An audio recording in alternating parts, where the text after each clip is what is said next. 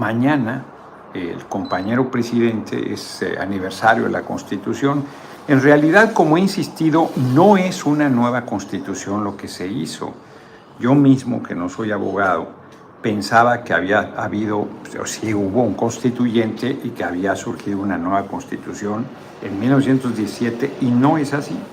En 1917, solo en 2 meses, diciembre de 1916 y enero de 1917, un puñado, bueno, que será un centenar, quizás menos, fíjense, no sé el número exacto, de legisladores, todos varones, todos del movimiento que encabezaba Carranza, como se conocía esa ala de la revolución, constitucionalistas, ya habiendo derrotado a los convencionistas, a los que desde la Convención de Aguascalientes habían buscado unificar a los revolucionarios, que habían nombrado un gobierno provisional, que habían quitado del mando a Villa y a Carranza, y ambos, en el caso de Carranza, nunca aceptó la remoción, y en el caso de Villa acabó regresando a encabezar las tropas de la Convención. Y se generó la guerra civil que acabó ganando el constitucionalismo, con Obregón como brazo armado, que fue quien derrotó en batallas muy importantes, la de Celaya en particular, al ejército villista.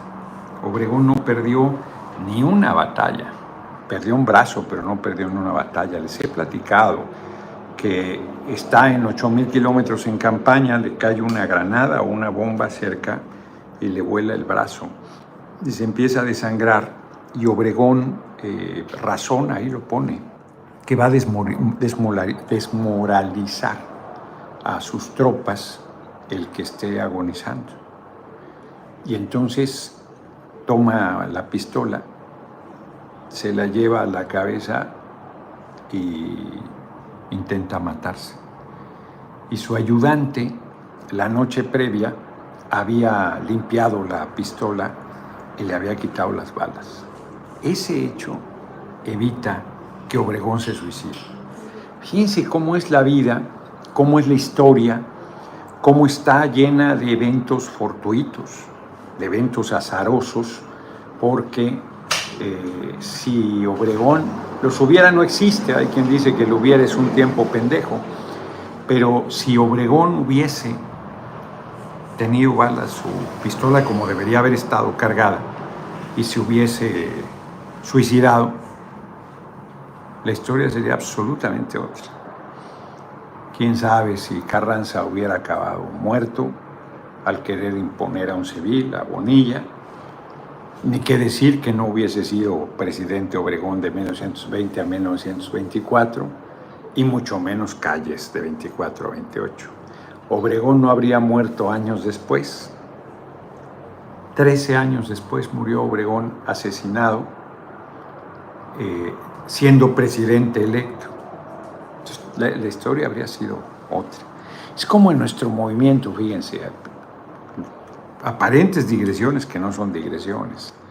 En el 2000, Porfirio Muñoz Ledo, amigo ya fallecido, quiso ser candidato a la presidencia de la República. Él tenía como salida natural la jefatura de gobierno, la candidatura. El ingeniero Cárdenas había estado en un periodo muy cortito, el primer jefe de gobierno del Distrito Federal elegido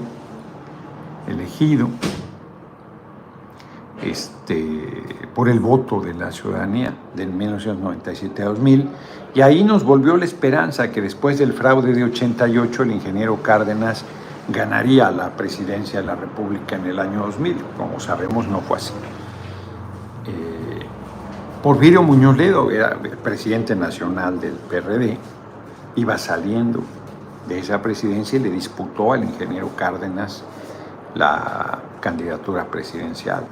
Era evidente que la figura más fuerte era el ingeniero Cárdenas. Yo me acuerdo que alguna vez yo fui muy cercano a Porfirio y me dijo lo de su posibilidad. Yo le dije, licenciado, le hablaba yo a usted, Era senador todavía, se me hace. De la República, pues eso, es el ingeniero. No, ustedes ya crecieron con esa idea.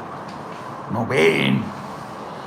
Se fue del PRD, creó un partido que ahora no recuerdo su nombre y acabó siendo candidato del PARM para luego declinar y apoyar a Fox. Se le olvidó que estaba trabajando para la historia y acabó en una cosa lamentable. Y lo mandó, ahora sí que lo mandó Fox lejos, no tanto, de embajador a la Unión Europea. Bueno, si Porfirio hubiese sido nuestro candidato en el 2000 a la jefatura de gobierno, otra historia sería. Porque en ese tiempo, Andrés Manuel López Obrador, yo creo que no tenía, iba saliendo de la presidencia del PRD, Andrés Manuel López Obrador. Yo creo que hubiese sido difícil que le ganara a Porfirio. La candidatura, especulaciones, porque nada de eso sucedió.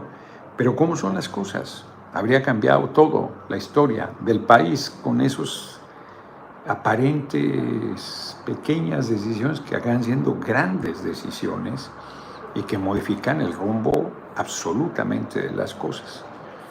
En el caso de México revolucionario, al triunfar Venustiano Carranza, al no suicidarse Obregón, acabó ganando la guerra civil en favor de Carranza y fue su ministro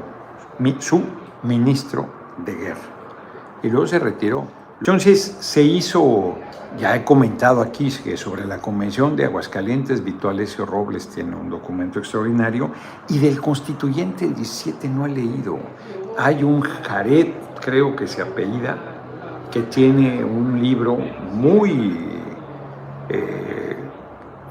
difundido, se sigue consiguiendo, sobre el Constituyente del 17, que toda esta aparente digresión es para decir que no hubo una nueva Constitución. Lo que hubo fue una reforma a la Constitución de 1857, como aquí reiteradamente he planteado y no me detendré en ello, la reforma 4 pilares de la estructura surgida de la Revolución, que el neoliberalismo se encargó de hacer pedazos.